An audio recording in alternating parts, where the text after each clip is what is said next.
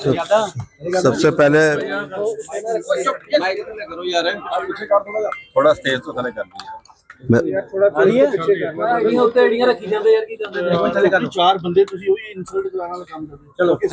मेरा सौभाग्य है कि आज हरमिंदर साहब में आके दरबार में माथा टेकने का अवसर मिला, प्रसाद खाने का अवसर मिला, दर्शन करने का अवसर मिला। इसके बाद जहां देश की आज़ादी के लिए शहीद हुए थे हजारों लोग, अंग्रेज़ों की बर्बरता से कत्ल हुआ था, वहाँ जलियांवाले बाग में उनको श्रद्धांजलि देने के लिए। इसके बाद मैं भारत सरकार में, मेरा नाम प्रोफेसर SP सिंह बघेल है, भारत सरकार में राज्य मंत्री फिशरी, एनिमल हस्बेंड्री, डेयरी और पंचायती राज का हूँ। तो आज IIM में 10 राज्यों का पंचायती राज विभाग का एडवांस मैनेजमेंट लीडरशिप प्रोग्राम की ट्रेनिंग है, तो उसमें एज ए चीफ गेस्ट आया हूँ। चूँकि वो कार्यक्रम है तो अमृतसर आएँ और मत्था ना टेकें, अमृतसर आएँ और जलियांवाले बाग ना जाएं, और अमृतसर आएँ और बाघा बॉर्डर ना जाएं, तो ये ऐसा हो ही नहीं सकता। मैं सभी सिख गुरुओं के चरणों में प्रणाम करना चाहूँगा। उनकी शहादत से, उनके बलिदान से, उनकी त्याग से, उनकी तपस्या से सनातन धर्म की रक्षा हुई है, और अब उनके परिवार के लोग, उनके राज्य के लोग, उनके समर्थक, प्रशंसक, अनुयायी देश की भी रक्षा कर रहे हैं, सनातन के साथ साथ देश की। मौजूदा पंजाब के हालातों को कैसे देखते हैं? नशा बढ़ रहा है, क्राइम बढ़ रहा है, लैंड और किसी की बेस खराब होती है। आम आदमी पार्टी झूठ बोल करके, सब्ज बाग दिखा करके, सपने दिखा करके वेलफेयर स्कीम इतनी ज़्यादा घोषित कर दी जितना बजट 5 साल में भी नहीं आएगा। ब्यूरोक्रेसी कंट्रोल से निकल गई है। हमारा काम तो छोड़ो, आम आदमी पार्टी के कार्यकर्ता का भी कोई काम नहीं हो रहा है। इतना ज़्यादा झूठ बोला है कि उसे पूरा करने में कई साल का बजट लग जाए तो भी कम है। इसलिए झूठ बोल करके सरकार बनाई गई है। ज़मीन पर जो वादे किए गए थे वो नहीं उतर रहे हैं। अब तो कई साल हो गए हैं सरकार को बने हुए।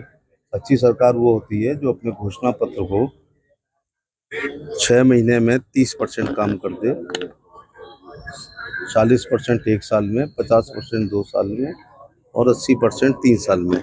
और जो 3 साल में भी अपने मैनिफेस्टो को पूरा नहीं कर पाता है वो 3 जन्म में भी नहीं कर पाता। सर IIM में आप विजिट करने जा रहे हैं, उसके बारे में बता दें। आज IIM में पंचायती राज विभाग के एडवांस लीडरशिप मैनेजमेंट ट्रेनिंग है जो 10 राज्यों को यहाँ बुलाया गया है। उसमें मुख्य रूप से जो निर्वाचित लोग हैं, प्रधान, जिला पंचायत सदस्य, जिला पंचायत अध्यक्ष, ब्लॉक प्रमुख, उसके साथ DPRO, यहाँ शब्द अलग अलग हो जाते हैं, कहीं DPRO है, कहीं CDO है, कहीं अपर मुख्य अधिकारी है, BDOs हैं, ADOs हैं।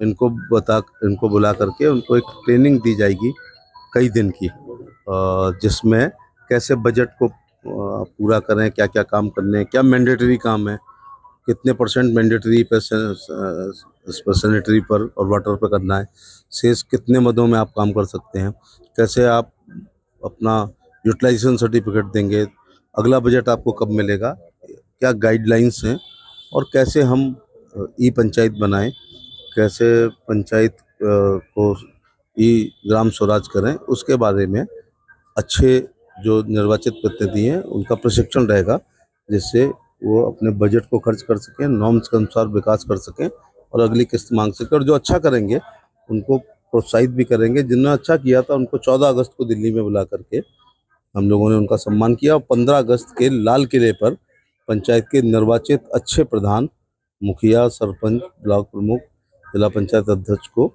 लाल किले में विशिष्ट अतिथि के रूप में हमारे विभाग ने बुलाया था। पंजाब में 1 साल पहले बाढ़ आए थे, अब तक 1 साल में पंजाब सरकार कंपनसेशन नहीं दे पाई है। ये तो पंजाब सरकार से पूछना चाहिए ना कि आप कंपनसेशन क्यों नहीं दे रहे हैं। ये फेडरल सिस्टम ऑफ इंडिया कई मामले में बहुत अच्छा है, कई मामलों में जनता का नुकसान होता है, क्योंकि ये बाढ़ में पैसा देना ये स्टेट का सब्जेक्ट है। पंजाब सरकार कहती है कि केंद्र हमारा फंड रोक लेती है। हर विपक्षी पार्टी अपने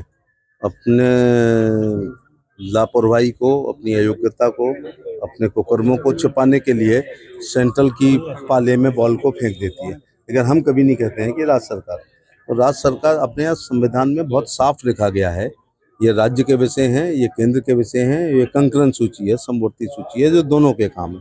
पंजाब सरकार नशा को रोकने के लिए फेल हो चुकी है। पंजाब सरकार ने जो नशा को रोकने के लिए पंजाब में फेल हो चुकी है। नौजवान आए दिन नशा के लिए अपने जान गंवा रहे हैं। लड़के भी नशा करेंगे। इस मामले में मुझे ये कहना है कि जो धरती गुरुओं की रही, संतों की रही, फकीरों की रही,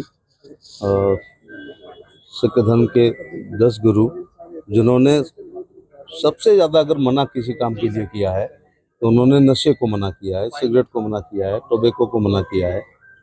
और उस राज्य में अगर वो हो तो ये बहुत हमारे लिए दुर्भाग्य की बात नहीं है, देश के लिए दुर्भाग्य। एक समय जब पंजाब में इंडिया की हॉकी टीम देखता था तो 7 खिलाड़ी पंजाब से हुआ करते थे। ये पंजाब एथलीट्स का था, ये पंजाब फौजियों का था। CRP, BSF, ITBP, CISF, army, air force, navy में एक बड़ी संख्या, राज्य छोटा है लेकिन फौजियों की संख्या बहुत बड़ी। पैशन है बच्चों का, भर्ती देखनी है, तो नशा उनको पढ़ाई से भी रोकेगा, स्वास्थ्य खराब करेगा। If wealth is lost, nothing lost, health is lost, something lost, and character is lost, everything lost. तो हेल्थ लॉस्ट के साथ करेक्टर का भी गहरा संबंध है नशे से। मैं अपील करना चाहूँगा, सरकार मद्य निषेध विभाग होगा, सरकार रोक रही है, लेकिन ये स्वतः स्फूर्ति से पेरेंट्स को अपने बच्चों के संस्कार ऐसे देने चाहिए कि वो नशेबाजी ना करें। और डिप्रेशन नशे का बहुत बड़ा कारण है। जब बच्चा पैदा होते ही सोचता है कि उसे कनाडा में जाना है, उसे विदेश जाना है और नहीं जा पाता है, तो वो ओवर एज हो जाता है, बेरोजगार हो जाता है, डिप्रेशन में चला जाता है, फिर वो नशा करता है। उसके बाद घर में झगड़े होते हैं।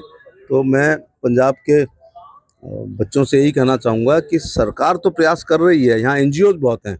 एक बार मैं मोगा आया था तो मैंने NGOs की मीटिंग की। जिस NGOs पूछो आप क्या कर रहे हैं, हम नशाबंदी के काम कर रहे हैं। मैं आगरा में NGOs को बुलाता हूँ तो वो विधवा पेंशन के लिए, विकलांग पेंशन के लिए, वृद्धावस्था पेंशन के लिए, शिक्षा के लिए, चिकित्सा के लिए, वृद्धाश्रम के लिए ऐसे काम करते हैं। यहाँ हर NGO कर रहा है। इसका मतलब है कि यहाँ बच्चों में नशे की लत हो गई है। कैंसर बहुत हो रहा है। एक ट्रेन का नाम ही कैंसर एक्सप्रेस है, शायद फिरोजपुर से जाती है, कहाँ से जाती है, बठिंडा से जाती है। तो मैं पंजाब के यूथ से कहना चाहूँगा कि ये लहलहाते हुए खेतों वाला राज्य है, ये वीरों का राज्य है, ये संत फकीर और पैगंबरों का राज्य है। हमारे गुरु महाराजों ने हमें नशे से दूर रहने का हमेशा कहा था। हमें यदि हम गोल्डन टेम्पल पे मत्था टेकते हैं, इसके बाद नशा करते हैं, तो ये फिर अच्छी बात नहीं है। कोलकाता में रेप केस का इंसाफ अभी तक नहीं मिल सका। इंसाफ के लिए भारत की न्याय में MOS लॉ एंड जस्टिस भी रह चुका हूँ। अपने यहाँ फांसी होती है लेकिन पूरी प्रोसीजर के बाद होती है। हमारे यहाँ कहा जाता है कि 100 गुनहगार छूट जाएं लेकिन एक बेगुनाह को सज़ा नहीं मिलनी चाहिए। CBI पर आपको विश्वास करना चाहिए। CBI के पास इन्वेस्टिगेशन है। उस कॉलेज के पूर्व प्रिंसिपल को गिरफ्तार कर लिया गया है, इंट्रोगेशन चल रहा है, पॉलीग्राफ टेस्ट हो रहा है, लाइट डिटेक्टर की जरूरत होगी तो वो करेंगे। CBI जब चार्जशीट देगी तब कोर्ट कॉग्निजेंस लेगा, फिर सबूत और गवाहों के अनुसार या तो मुकदमा छूटता है, एक्विटल होता है, या कन्विक्शन होता है। तो न्याय ये कोई वो नहीं है, कबीले वाली संस्कृति नहीं है कि चौराहे पर फांसी लगा दो। इसको फांसी लगेगी तो उसको भी एक प्रक्रिया से गुजरना होगा। सर, कंगना रनौत के बयानों को आप कैसे देखते हैं? ये उनके निजी विचार हैं, वो पार्टी के विचार नहीं है। Thank you.